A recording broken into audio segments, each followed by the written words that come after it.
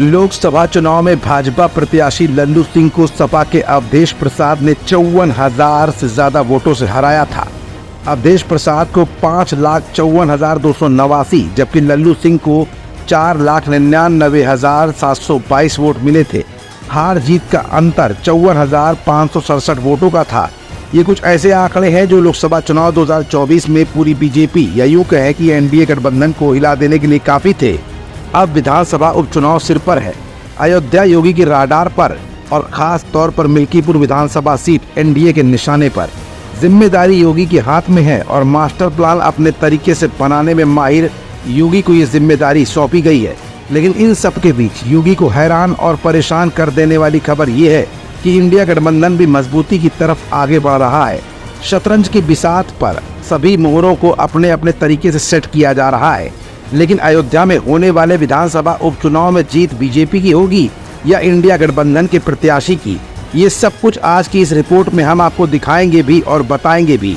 दरअसल लोकसभा चुनाव 2024 के नतीजों के बाद यूपी की मुख्य विपक्षी समाजवादी पार्टी सपा का कॉन्फिडेंस हाई लेवल पर है।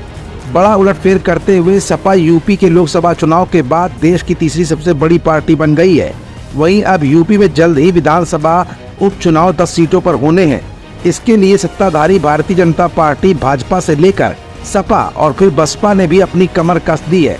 जिन 10 सीटों पर उपचुनाव होना है उनमें अयोध्या की मिल्कीपुर सीट भी शामिल है।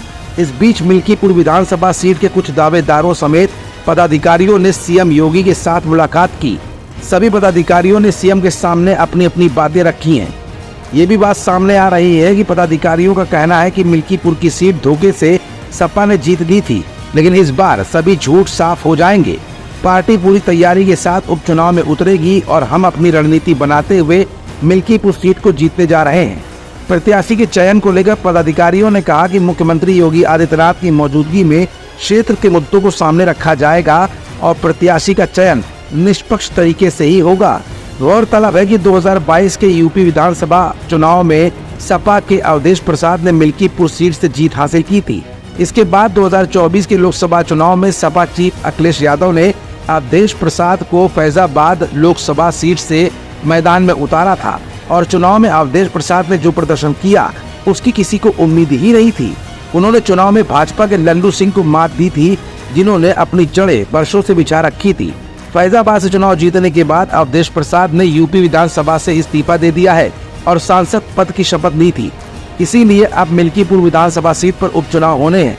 दरअसल ये उपचुनाव एक बार फिर भाजपा और इंडिया गठबंधन के शक्ति प्रदर्शन के पैमाने को तय करेगा और यही नहीं, 2027 में होने वाले विधानसभा चुनाव में मजबूती इंडिया गठबंधन की है या फिर भाजपा की। अब देखने वाली बात ये होगी कि योगी के नेतृत्व में भाजपा इस विधानसभा उपचुनाव में क्या प्रदर्शन कर पाती है। हमारा channel Indian news services INS like, share and subscribe करना ना भूलें। बेल आइकन पर बटन दबाएं और देखें लेटेस्ट खबरें INS पर। INS, हर भारतीय की आवाज।